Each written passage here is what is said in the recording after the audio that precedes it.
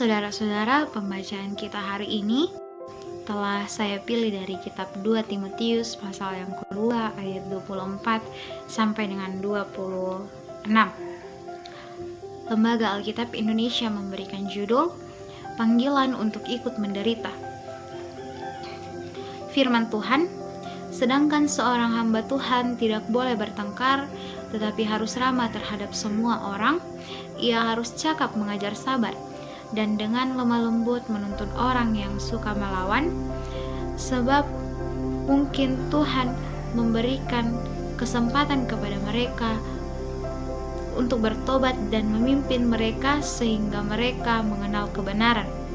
Dan dengan demikian mereka menjadi sadar kembali karena terlepas dari jerat iblis yang telah mengikat mereka pada kehendaknya. Amin.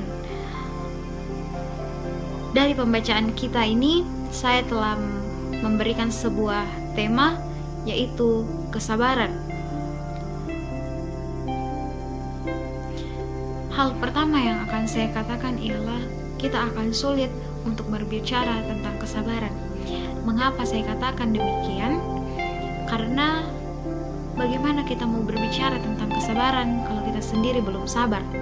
Menjadi orang yang sabar itu sangat sulit, tetapi ketika menjadi orang yang tidak sabar, mudah marah, emosi, pemalas, menurut saya hal itu sangat mudah untuk dilakukan, karena kecenderungan setiap manusia ialah tidak sabar. Hal ini saya katakan juga karena hal ini banyak terjadi di kehidupan kita sehari-hari. Kita sering melawan saudara-saudara kita, kita melawan orang tua kita melawan kerabat-kerabat kita. Yang kedua yang ingin saya katakan yaitu ketekunan seseorang. Seseorang terkadang tekun hanya karena ketika ia ingin mendapatkan sesuatu. Seperti halnya ketika ia ingin menggapai cita-cita, ia belajar dengan tekun, ia belajar dengan giat agar ia mendapatkan cita-cita itu. Kebanyakan orang menginginkan sesuatu yang instan-instan saja. Sama seperti di zaman ini, mau makan saja, kita bisa tinggal pesan saja, 2 menit makanan itu sudah datang. Kita tidak perlu capek-capek untuk masak, makanan itu sudah ada. Nah, mari kita melihat di dalam ayatnya yang ke-24. Sedangkan seorang hamba Tuhan tidak boleh bertengkar, tetapi harus ramah terhadap semua orang. Ia harus cakap mengajar sabar. Dalam ayat yang ke-24 ini mengajarkan kita harus ramah terhadap semua orang. Kita harus sabar menghadapi seseorang. Kita tidak boleh bertengkar dengan sesama kita. Bahkan hal sepele saja terkadang orang membesar-besarkan masalah itu. Tetapi di dalam ayat ini kita diajarkan untuk tidak bertengkar kepada siapapun, tapi kita diajarkan untuk memuji kesabaran kita. Kita sabar kepada orang lain, dan kita mengajarkan orang tersebut juga sabar terhadap kita. Jikalau kita tidak sabar akan sesuatu, tentu yang terjadi akan hal itu ialah kekacauan.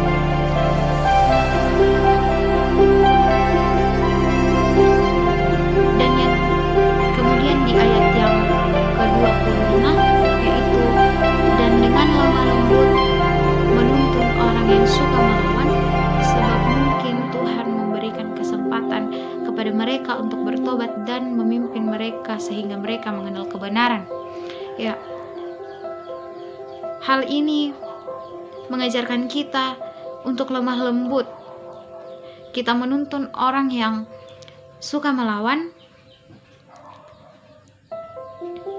agar ia mendapatkan kasih dari Tuhan, dan mungkin Tuhan memberikan mereka kesempatan untuk bertobat dan memperbaiki diri mereka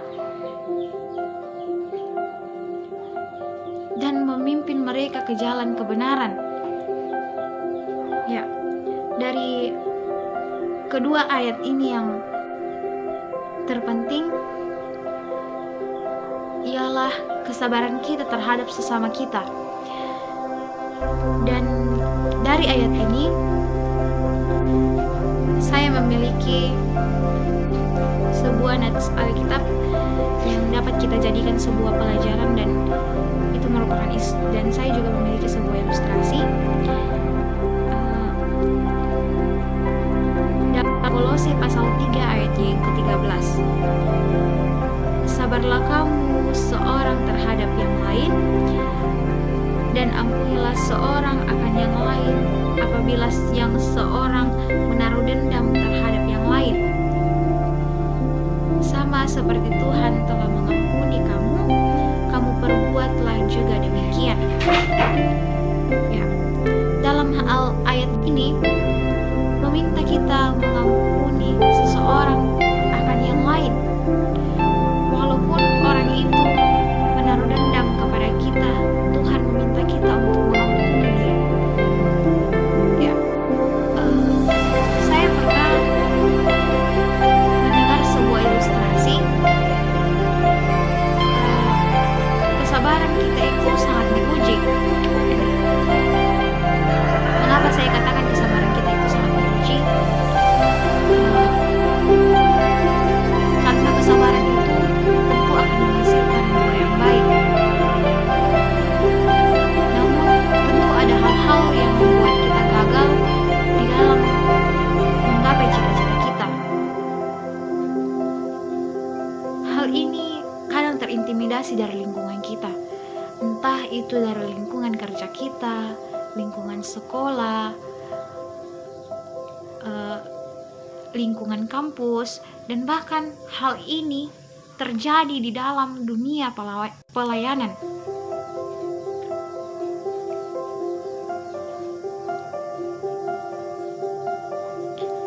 Terkadang kita mau semuanya yang serba instan, semuanya serba cepat, tetapi kita tidak memikirkan ke depannya. Apa yang terjadi di masa depan ketika semua yang kita miliki itu sudah tidak ada lagi. Sama halnya seperti seseorang yang setelah terhidup sederhana, dia pasti akan terbiasa dengan situasi apapun. Tetapi ketika dibandingkan dengan orang yang telah terbiasa dengan fasilitas yang serba ada, pasti dia tidak merasa nyaman ketika berada di tempat yang lain. Sama halnya seperti ketika mereka diajak ke tempat camping, orang yang terbiasa hidup sederhana ini pasti akan merasa nyaman-nyaman saja karena segala sesuatunya dari awal dia yang mengerjakan.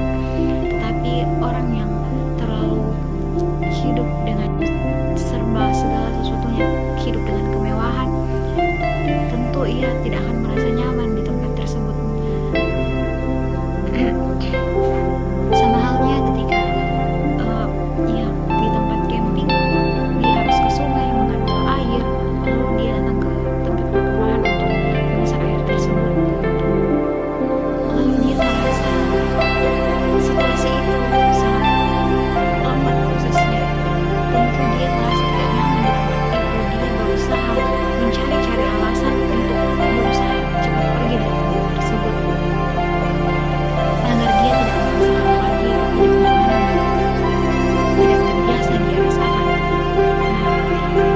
Dari Kolose pasal 3 ayat 15 mengatakan kita, Tuhan meminta kita mengampuni seorang akan yang lain dan menaruh kasih terhadap orang yang mendendam kita.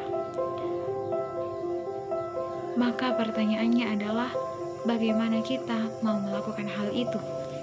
Ketika kita belum mengampuni saudara-saudara kita, kita belum mengampuni orang tua kita masih saling bertengkar dengan saudara-saudara kita masih bertengkar dengan orang tua kita. Dan dari ayat ini kita dapat memetik sebuah pelajaran, yaitu bersikap sabar kepada semua orang dan dalam situasi apapun. Kita harus memikirkan masa depan, bukan di masa sekarang, mengenai apa yang telah kita dapatkan itu. Dan kita harus saling mengampuni karena Tuhan terlebih dulu telah mengampuni kita.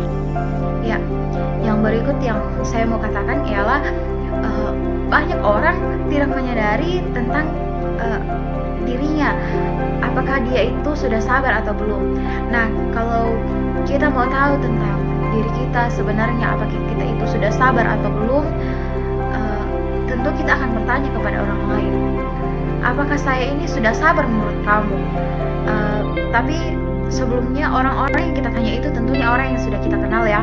Kalau orang-orang yang tidak kita kenal, untuk apa kita tanya? Tentu dia tidak akan tahu tentang diri kita itu. Dan terkadang hal yang kita tanyakan kepada orang tersebut itu berbeda dengan apa yang kita pikirkan. Kita mengatakan diri kita sudah sabar, tapi ternyata menurut mereka kita itu tidak sabar. Ya. Karena terkadang kita menilai sesuatu bahwa kita ini sudah sabar, tetapi ternyata kita itu belum sabar. Ya. Dan kesabaran kita seringkali dipengaruhi oleh tingkat sosial. Saya katakan lagi, seringkali dipengaruhi oleh tingkat sosial. Mengapa saya katakan demikian? Karena terkadang kita tidak peduli dengan situasi sosial kita. Maka kuncinya adalah kita harus belajar untuk menjadi lebih dewasa. Dalam Galatia pasal 5 ayat 22, Tuhan mengatakan bahwa